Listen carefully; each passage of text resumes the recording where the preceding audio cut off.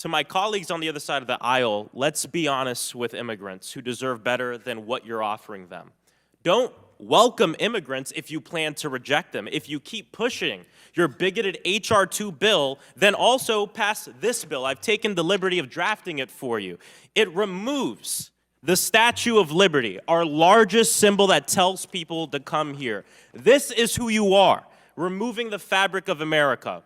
So I want to know which Republican who supports and voted for H.R. 2 will introduce this bill.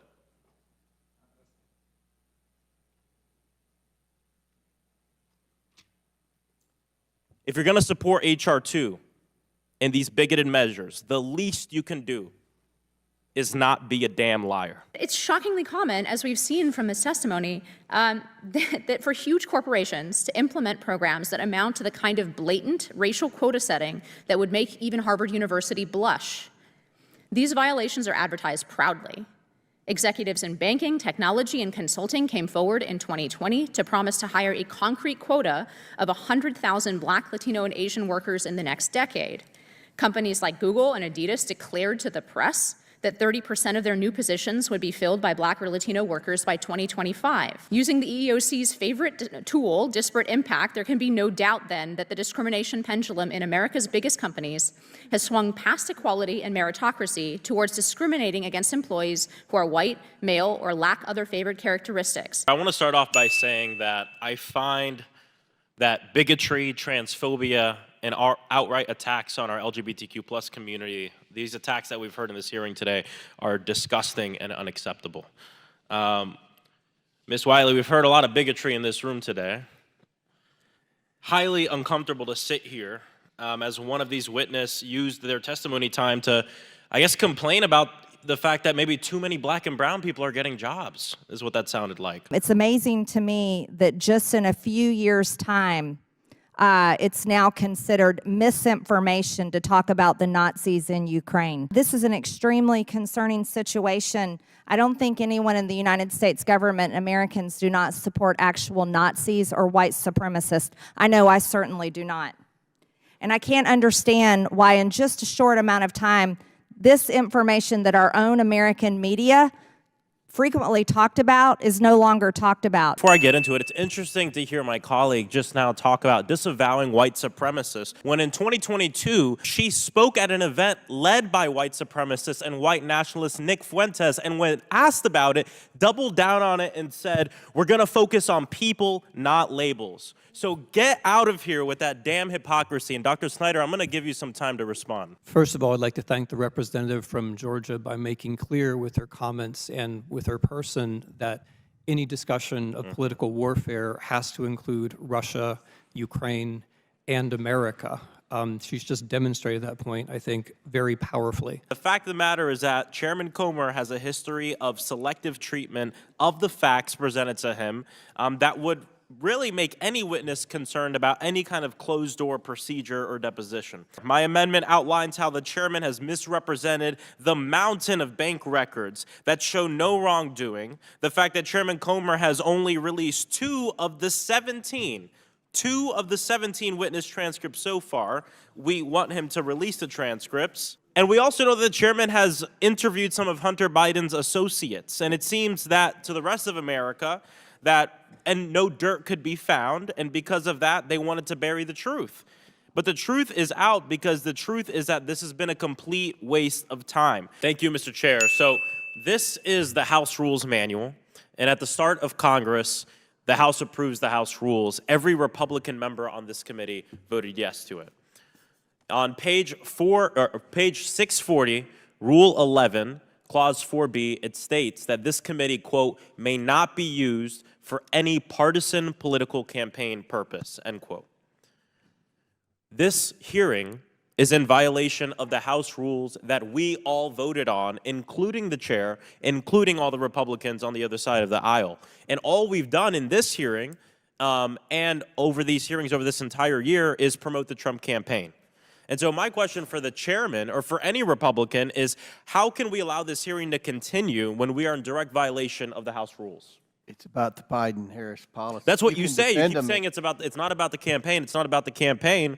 But Ms. Gunasekara, during her brief, in their opening, said, quote, "We are less than 2 months away from the election. Democrats are working overtime to rewrite the truth of the Biden-Harris admin." One of my colleagues put up a report card to make the point that Vice President Harris should not be elected. Another one of my colleagues literally asked the witness, quote, "Why should Harris get the job?" End quote. And you expect us to believe that this hearing isn't about the campaign. This committee functions as an extension of the Trump campaign. First, we went after President Biden with a nonsense impeachment hearing. Then we went after his son. Now we're going after the vice president because she's the nominee. And my question is, Mr. Chairman, are we going after Tim Walz next week? Because I hear from my staff that you're planning a hearing on Governor Tim Walz, even though he's been governor for 5 years and his name hasn't been uttered in this room or in this committee until something happened recently. Oh, yes, he became the vice presidential nominee. Is he next? His son's going to jail. Oh, okay. I'm talking about Governor Tim Walz. Okay. Are we doing a hearing on him next week? I'll have to check the You'll calendar, have to check. but I'll Okay, let you know. we'll see what happens next week. Someone whose name has not been uttered in this committee, but now that he's the Democratic vice presidential nominee, we're going to do a hearing on him. A complete blatant use Trump of is not official president. resources for a political campaign is what this committee has been. And anyone who's taking part in that should be ashamed of themselves. Regarding those folks that were held up by by Senator Tuberville, and the fact that they didn't complain, well, good for them. Because when we wear the uniform, yours is not to question why, yours is just to do and die. And we don't talk about political things because it is against the regulation. So they weren't doing anything grandiose.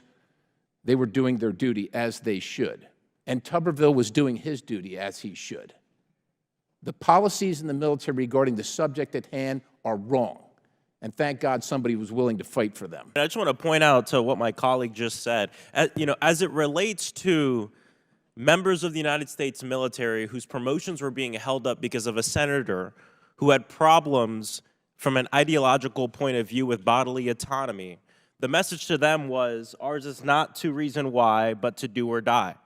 But then to a gentleman here who did complain and fight, wrote a book about his issues, the message was completely different, which I think shows the hypocrisy in this room right now from the other side of the aisle. Every time American energy is on the upswing, this administration seems dead set on knocking it down, all in the name of climate change. And now they're banning LNG export permits. The U.S. produces energy cleaner and more reliable than any other nation. And like Ted Cruz said, what the president did is a giant middle finger to the state of Texas. And I would add a giant middle finger to my district, the southeast section of Texas. I rise today to express my frustration with the Republican obsession with LNG and fossil fuels. I commend the Biden administration on this decisive and very important step to fighting the climate crisis. Republicans have been making the same argument since the 90s, even as the realities of the argument has been changing. Green energy like wind, solar, hydro, they're no longer the future, they're the present. And they're now cost competitive with fossil fuels and continue to even become cheaper. Not to mention that they don't leave a lasting damage and impact to our planet that we will have to clean up later.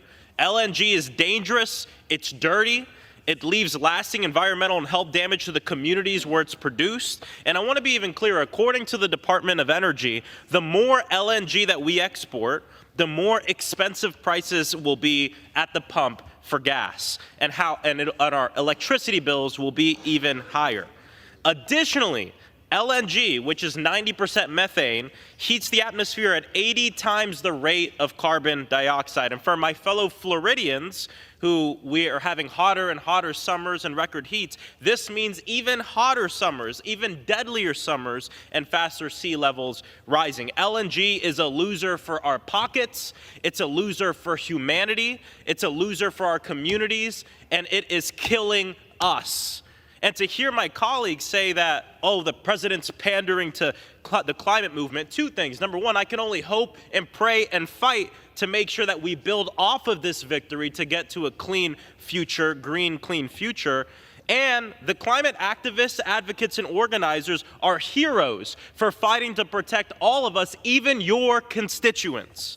And so, look, Republicans have been fighting on behalf of their friends in big oil for longer than I've been alive. And I'm just asking you, for the sake of humanity, for God's sake, please find better friends. Thank you. I yield back. Mr. Parnas himself has made it clear that we should have no doubt that the claims of corruption are lies and conspiracy theories rooted in a Russian effort to undermine our democracy, posted to a Russian language website over a decade ago.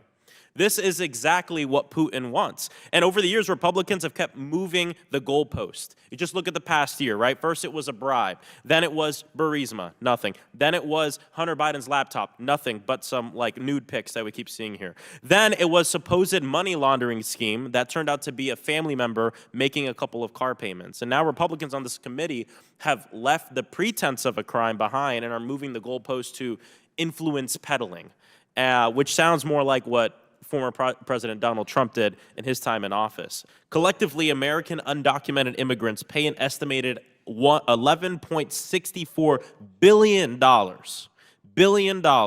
in state and local taxes every single year. And the average undocumented immigrant has been living and contributing to the economic success of our country for between 10 and 14 years.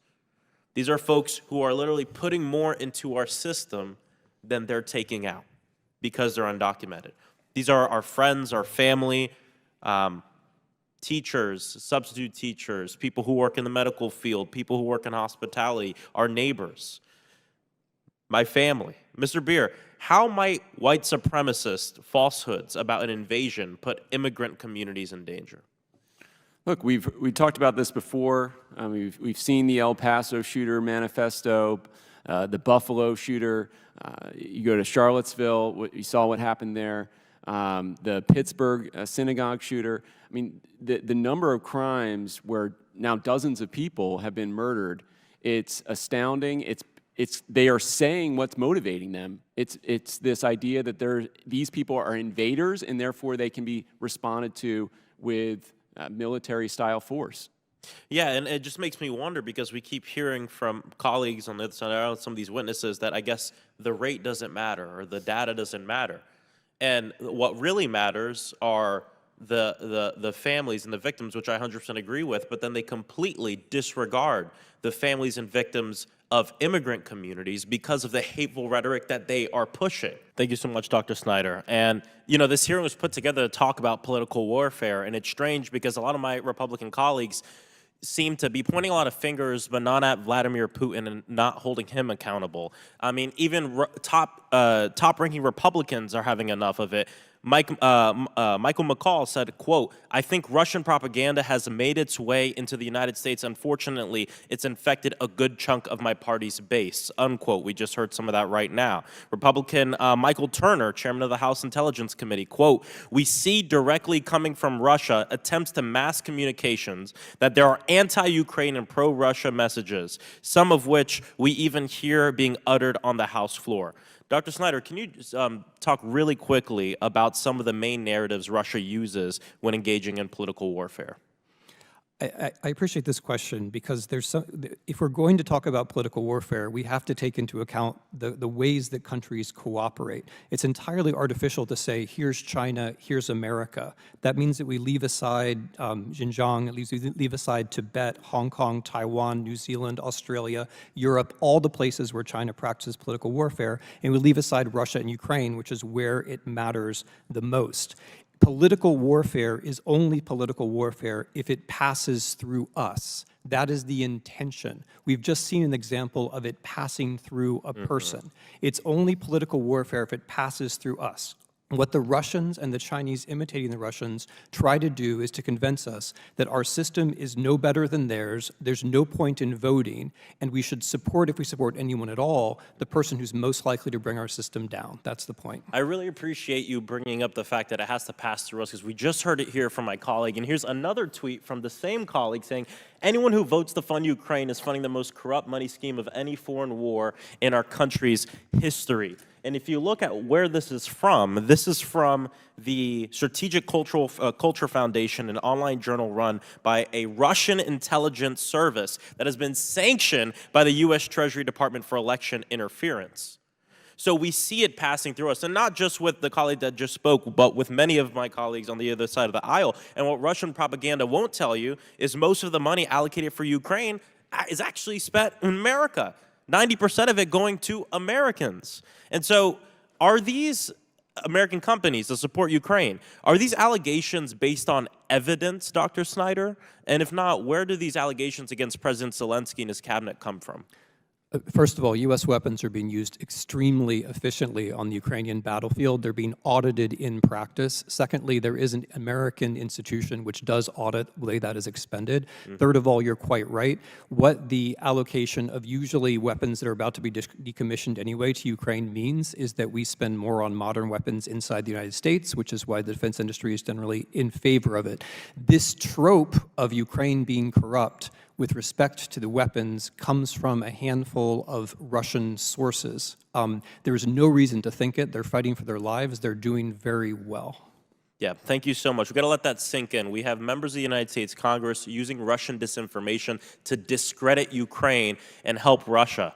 And I yield back. Thank you. Once again, Republicans are trying to stoke fear by claiming that transgender people using the correct locker room somehow endangers cisgender women. Yet research shows that it's trans folks who are in danger. Trans folks are more likely, more than 4 times likely as cisgender people to be the victims of violent crime, including sexual assault. And groups who support victims of sexual assault agree with this. Bipartisan, nonpartisan groups, dozens of groups, including the National Alliance to End Sexual Violence. They signed a letter supporting full and equal access to locker rooms for trans folks. So I ask unanimous consent to enter this letter into the record, as well as a study by Williams Institute that shows the high rates of victimization for transgender individuals. Without objection, so ordered. I want to turn to the EEOC's final rule on how to implement Pregnant Workers Fairness Act, which, I'll remind my colleagues, passed the United States House of Representatives with over 300 votes, with over 200 co-sponsors, a bipartisan piece of legislation that my colleagues didn't have any problems with until they found out that maybe we can use it as a wedge issue to rev up some of our bigoted voters for the election this year. This important act requires employers to accommodate workers with limitations caused by pregnancy, childbirth, or medical conditions. In its rule, the EEOC makes it clear that pregnancy, childbirth, and related medical conditions includes abortion care. Ms. Wiley, my colleagues don't seem to understand why this is so important. Could you walk us through that and explain the potential consequences of undermining this important protection? Well, I think, Congressman, you just did. I think that is a perfect explanation about the importance of the rulemaking to protect people from discrimination. And here's one of the things that I want to appreciate Attorney General Rokita for, is the acknowledgement that it is the Supreme Court of the United States of America. In fact, a Neil Gorsuch opinion, a conservative justice, that found that Title VII's prohibition on sex discrimination also prohibits employers from firing an employee, quote, simply for being transgender, close quote. So what we are hearing from the EEOC is it is taking to heart the directive from the Supreme Court that the plain language of Title VII and its prohibition against sex discrimination covers people who are transgender. And by the way, and as we know with all civil rights laws, when we protect the most vulnerable, we protect everyone. The reason it is so critically important is because those protections extend to everyone.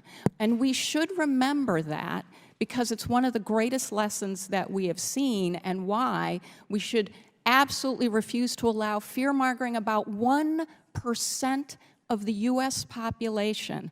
The transgender community in the United States is 1% of the U.S. population. And so the idea that states and localities, 200 municipalities, 18 states that are already providing the protections against discrimination we are talking about, some of them for years, have not seen the fear, the violence, any of the things that we're hearing today. And the reason we are hearing it is because there is not a fact-based disagreement, but an ideological one. And what we should be dealing with is facts, because everyone is protected by our civil rights laws, everyone.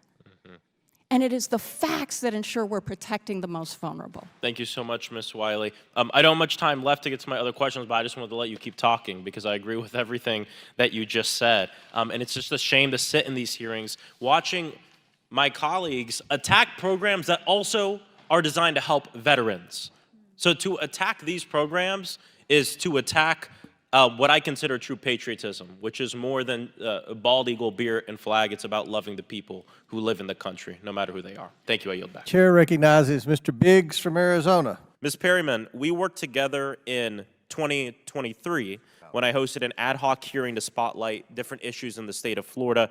Mr. Chair, I ask unanimous consent to enter into the record the ad hoc hearing memo and testimony. Without objection, so ordered, and we're not doing a hearing on Waltz. I just got confirmation. Oh, okay.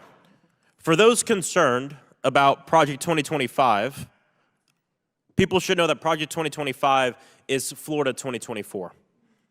Ms. Perryman, there are policies and lawsuits that have been popping up all over my state and across the South. Book bans, abortion bans, voter suppression that are now in the Project 2025 plan for the entire country. The architects of this plan want us to believe that this is some sort of organic grassroots movement, but you and I know that this is really a small group of people. What is so dangerous about this trend for people in every state across America?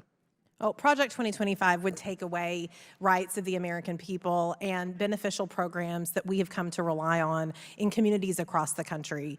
And so I think that, it really presents a profound threat to individual Americans. We've heard a lot about today about the plight of the middle class and the plight of workers in this country, and we know that it is hard for people to make ends meet. But Project 2025 would seek to undermine things that the Biden-Harris administration have done, for instance, to qualify millions of American workers for overtime pay, and it would reduce a lot of programs that working families rely on. Yeah, I mean, there's 2 people in the state of Florida are responsible for about 50% of the book bans across the entire state. That doesn't sound like an organic grassroots movement to me.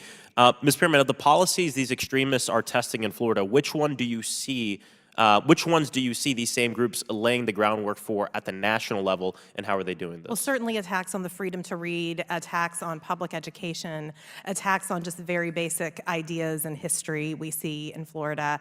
We've also seen, of course, the governor of Florida seek to establish a state military and to try to deploy those individuals for his purposes, and we see a variety of those themes in Project 2025. And we see it happening right now with Amendment 4. Absolutely. I don't have much time left, but I just want to say Trump is trying to make it out like he doesn't know anything about Project 2025, but I do not buy it for 1 second. Not when this committee that functions as an arm of the Trump campaign invites Project 2025 authors to be their credible witnesses to attack the Biden-Harris administration. I yield back. Mr. Frost is recognized for 5 minutes to explain his amendment. Thank you, Mr. Chair. I'm offering an amendment to this misguided resolution that would essentially work to take out the lies and the smoke and mirrors and insert the truth of the matter before us. My amendment outlines how last month Chairman Comer tried to push this fake impeachment by selectively talking about a truck that President Biden initially made payments on while he was still a private citizen that his son, Hunter Biden, later paid him back for. The month before, Chairman Comer selectively released just a 1-page of a 4-page email chain to falsely claim that regulators were concerned that Hunter Biden was money laundering when that wasn't true. What the chairman selectively forgot to share is that the other 3 pages of the email directly contradicted his claims. Regulators explicitly stated that the transactions were reasonably and consistent with the business profile, and that's a quote, and that the entity was transparent.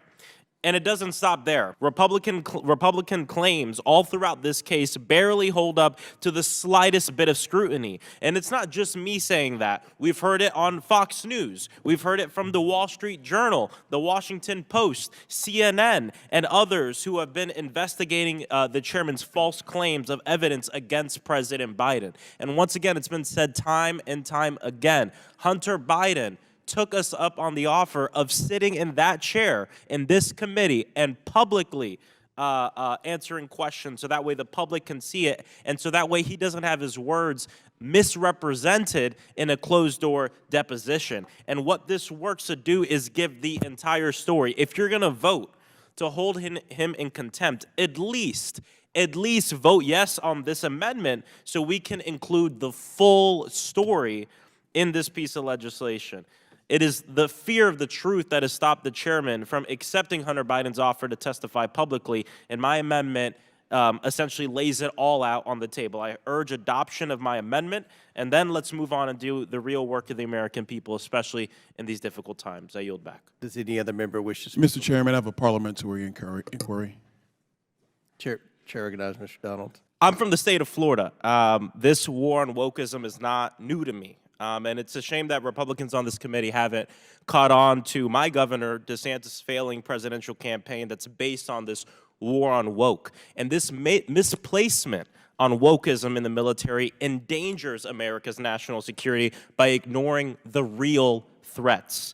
Some of the real threats to our national security are low military recruitment and retention rates, which is what I want to focus on today.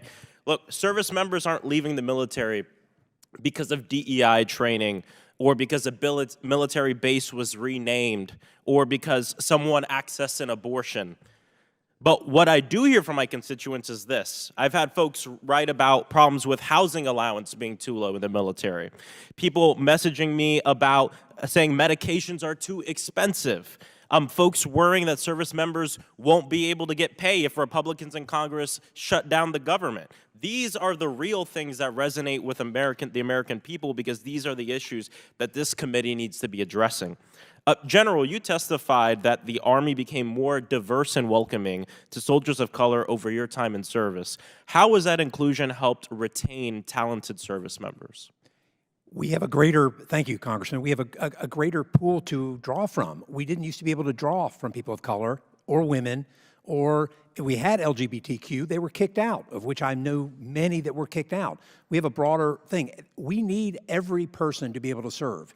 And we can't do that if we are trying to kick people out or not allowing people to serve and not make it welcoming. We're a better Army because of our diversity.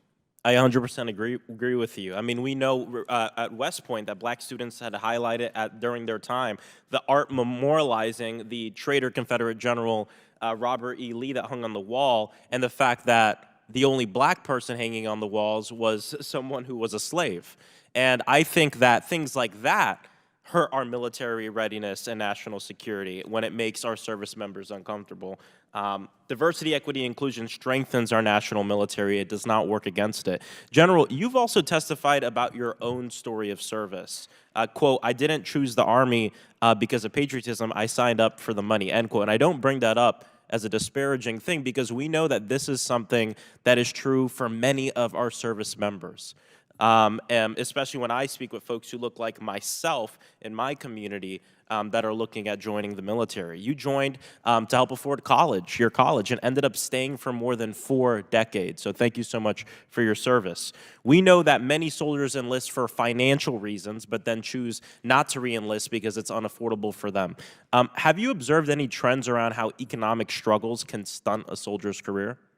Thank you, Congressman. Yes, I particularly think that's true because our soldiers now deploy, or actually rotate so often, to Eastern Europe, to South Korea, and to the Middle East without additional money for that. And so if you're doing 2 9-month rotations to one of those 2 places, plus National Training Center or other things, it's incredible, difficult, particularly for the family at home, because they have no great child care options. Yeah. And I would love to host a hearing about that instead, to see how we can handle those struggles. Since at least the 1940s, Congress has given the United States military money to create signing and re-enlistment bonuses to incentivize service members to join and stay in the service. General, do you think the military should be collecting data on why and when bonuses are helpful so we can better understand the financial hardships of our service members? Yes, we have been doing bonuses at least since I've been in, and they work because just like I was a poor kid coming from rural Georgia, I had no way of getting through college without it. Those financial incentives matter in an all-volunteer force. A second thing that this committee should be hosting hearings on to figure out how we can better our national security and military readiness and preparedness. Look, and I know we have Mr. Lohmeyer and folks who have had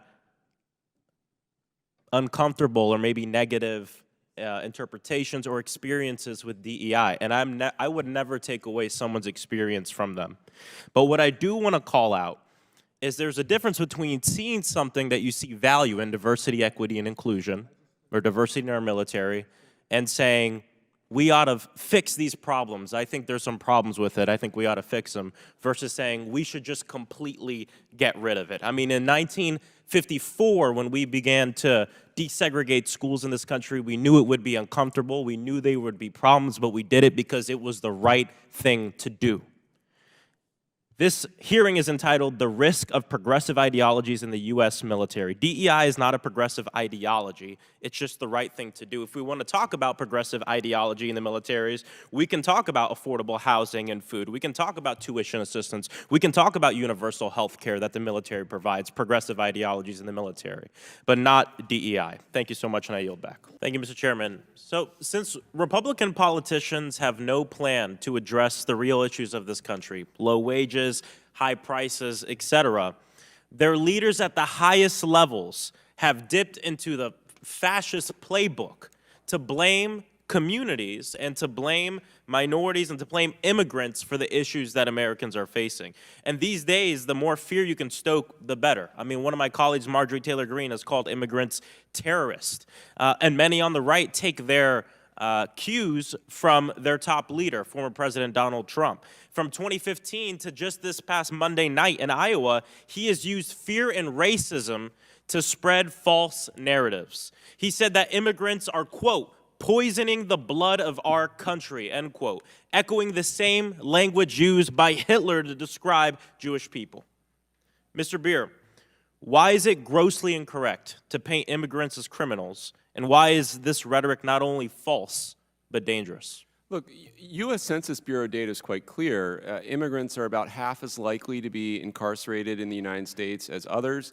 If you look at the illegal immigrant population as we have at the Cato Institute, it's, again, it's about 30% less. And that includes all the people that we're putting in cages just because they're immigrants. So it's not true that they're more likely to end up in our criminal justice system, burdening our courts and our police. And also, if you look at area studies that look at what happens to crime rates when an infusion of immigrants comes in, we've seen during the 1990s, especially when you had this huge wave, far exceeding anything that's happened recently, of immigrants come into major cities, there was this rebirth in the economy in those areas. They started businesses, they rejuvenated the communities, filled vacant housing, and that brought crime rates down as well. So there are multiple mechanisms by which immigrants reduce crime and make for a more secure community. Of course. Thank you. Mr. Beer, are you familiar with stochastic terrorism? Stochastic terrorism is to provoke random acts of ideological motivated violence that are statistically predictable. Last year, a gunman murdered 23 people and injured another 22 in El Paso, Texas, using the same rhetoric of invasion and the great replacement theory that we hear from Donald Trump and many leaders on the right. Mr. Beer, what's the point of stoking this type of hate towards immigrants? Look, there's only two reasons why you use the word invasion. The first is you want to justify violence against them. Otherwise, you'd say it's a violation of the law, it's illegal, you want a law enforcement response. Invasion calls for a military violent response to these people. The second reason is to invoke invasion under the constitutional clauses in which that is used. There's two. One, states can respond to an invasion unilaterally. We know what an invasion under the Constitution means. James Madison said an invasion is an act of war. So we know what a real invasion is. We know the difference between people coming to serve us and work for us versus an act of war. So this language fuels a lot of these hateful, violent acts we've seen. Oh, absolutely. So I just hosted a roundtable in my district because my constituents are terrified about the talk that's going on up here. An amazing community leader and pastor, Father Jose, brought up a really good point that migrants don't just want to come here. We told them to come here. And Mr. Beer, the Statue of Liberty, situated next to Ellis Island, an iconic American symbol, reads, "Give me your tired, your poor, your huddled masses yearning to breathe free. The wretched refuse of your teeming shore. Send these, the homeless, tepid tossed to me. I lift my lamp beside the golden door." As Americans, we must reject hypocrisy and lead with love. And as long as Republican officials are more interested in peddling hate, the solutions and to fixing this problem in our immigration system will only get worse. Thank you. I yield back. You know, if we had truth in labeling, this bill would be called the Methane Pollution and Higher Energy Prices Act.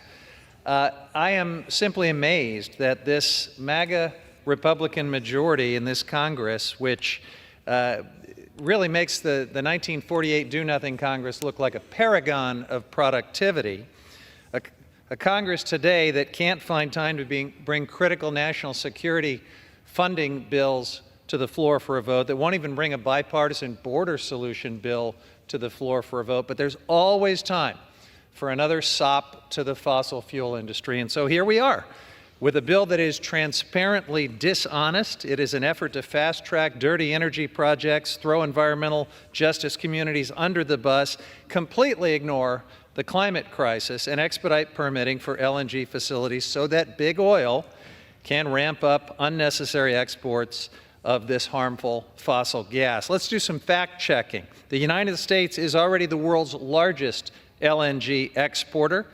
We are on track to double that with existing projects that have already been permitted, so we do not need more of these methane bombs.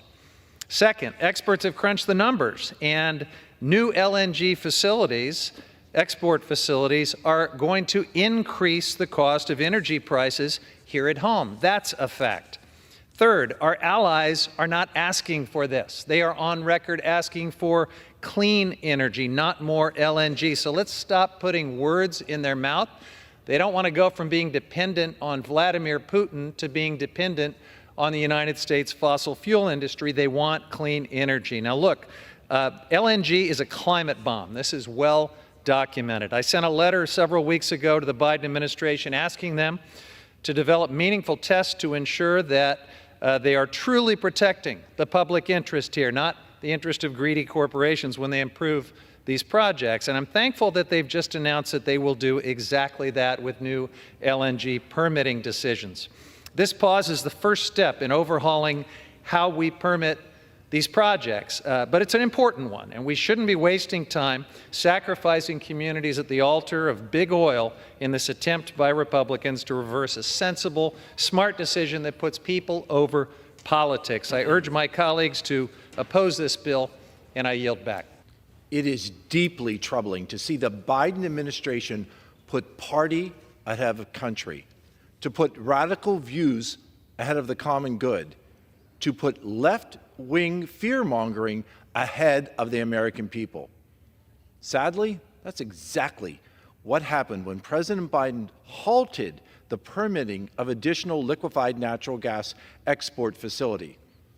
Let's be clear, this is not a pause. It is the first step of a process to ban outright any future export of LNG.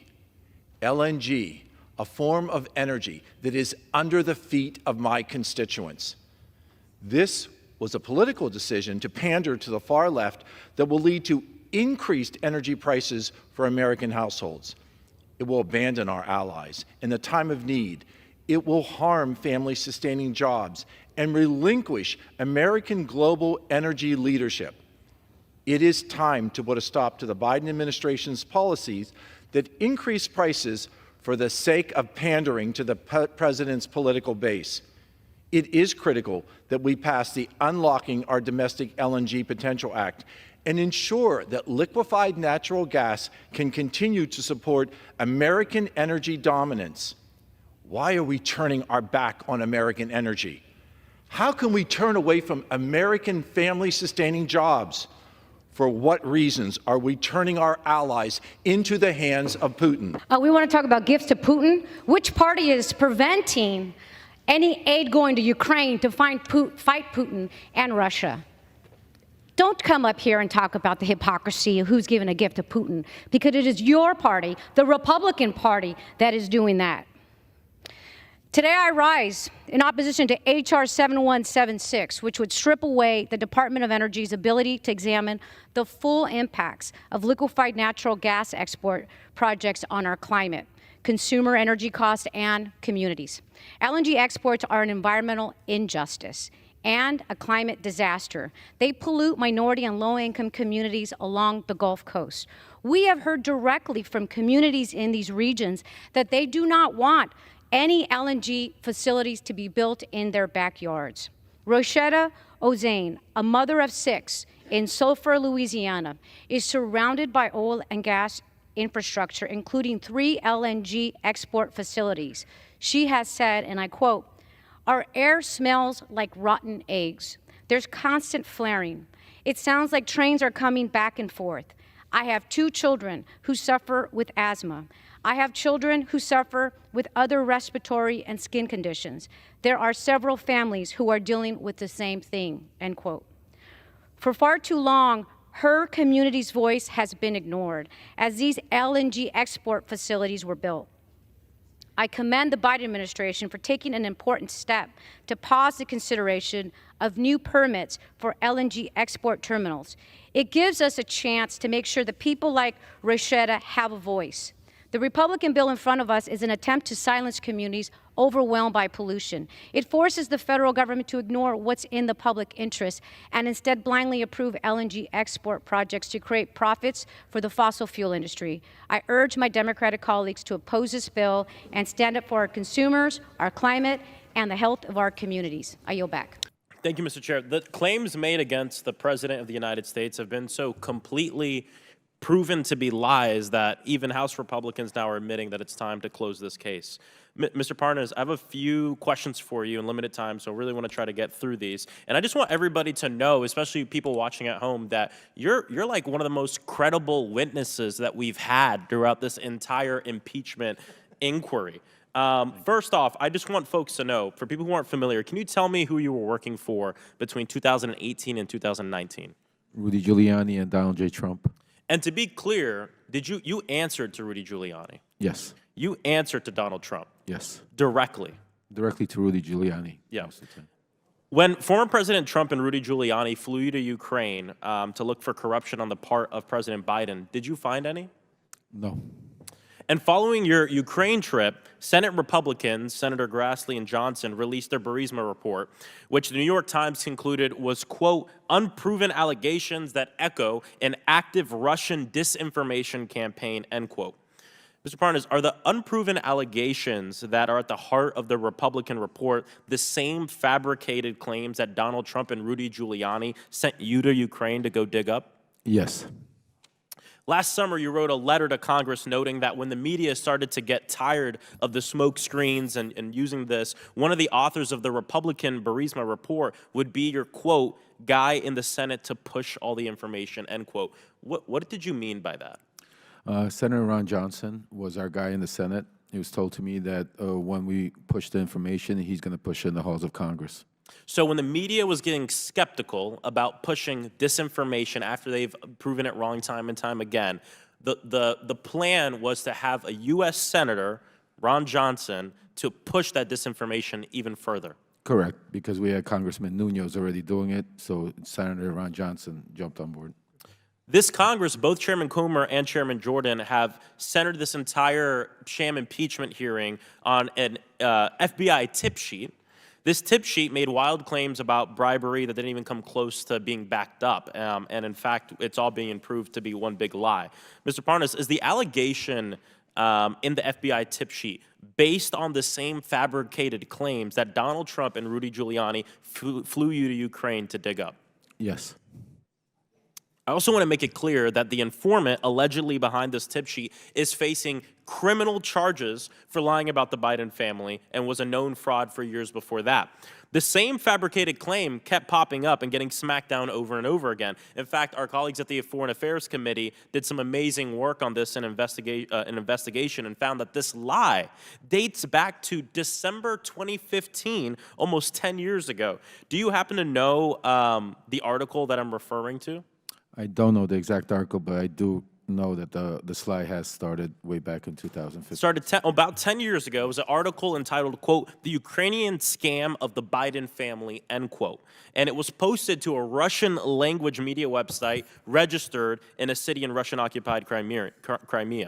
Mr. Parnas, do you have any doubt that this fabrication claim, the claim that Donald Trump and Rudy Giuliani sent you to Ukraine to try to dig up more information on, is part of Russian propaganda and an effort to destabilize Ukraine and undermine our democracy? As I said here today, I have zero doubt that Russia is involved. This is a Russian campaign to interfere in our elections. Thank you. I appreciate it. I appreciate it from someone with firsthand experience.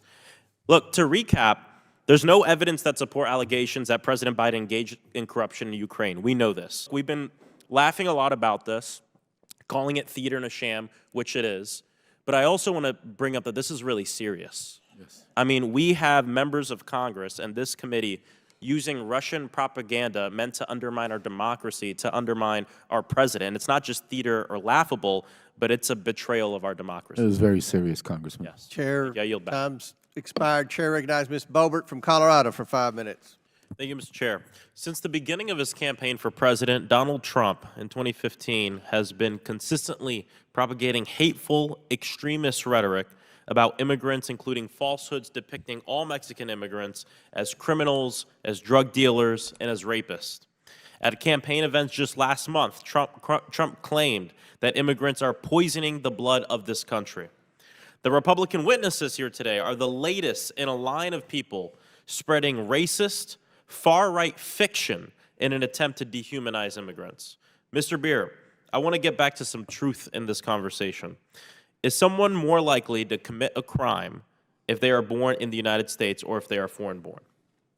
If they are born in the United States. And you wrote in a Time article that I have right here, quote, "No matter how researchers slice the data, through the numbers show that immigrants commit fewer crimes than native-born Americans. But that's not good enough for Trump followers. They firmly believe that immigrants make America less safe. What the anti-immigration crowd needs to understand is that not only are immigrants less likely to commit crimes than native-born Americans, but they also protect us from crime in several ways," end quote. And you're 100% right in that. Several studies show that immigrants are 46% less likely to commit a crime, and that in communities that have had an influx of undocumented immigrants, crime actually goes down. What about the friends and families of victims who have been murdered in schools across this country because my colleagues refuse to do anything to end gun violence? Does that matter? I guess not. We've already seen how this hateful anti-immigrant rhetoric has been taken up by bad actors to justify horrific violence against everyday Americans. And for example, when a gunman walked into a Walmart store, killing 23 people and injuring another 22. Almost exactly a year ago, Oversight Committee Democrats called on Chairman Comer and every Oversight Republican to condemn this rhetoric. Mr. Chair, I ask unanimous consent to enter into the record a letter dated March 6, 2023 from Ranking Member Raskin to Chairman Comer, yet again inviting you to condemn white nationalism and white supremacy in all forms, including the Great Replacement theory. Without objection. Not only have my Republican colleagues refused to condemn this extreme rhetoric, but they've also invited witnesses here who keep pushing it. I mean, we have Mr. Chapman, a sheriff, who should really be focused on the real causes of crime and violence. Under his watch, gun-related injuries surged by 57% in 2021. Mr. Chapman, I have one simple question for you. Do you know who your county sheriff's office pays to do the firearm disposal and how much you pay them for your firearms disposal? I would argue the statistics that you just mentioned about our. That's not the question I asked, Sheriff. I just want to know. I think it's if you important know. to correct the record. on that. I'd like to know who your office pays for firearm disposal and how much you pay them. Our firearms are handled by our firearms unit, and any disposal will come under them. Okay, gotcha. Many law enforcement agencies contract with disposal companies, and something that is of grave concern to me is that a lot of these companies are not doing what they've promised, and they're not destroying firearms, and we're seeing these firearms being put back on the streets, which is why I introduced my bill, Destroy Zombie Guns Act, which would make serious reforms to help keep all Americans safer. I implore my colleagues on this committee to co-sponsor the bill and to join me in fighting for real positive change for public safety for all people. Thank you. I yield back.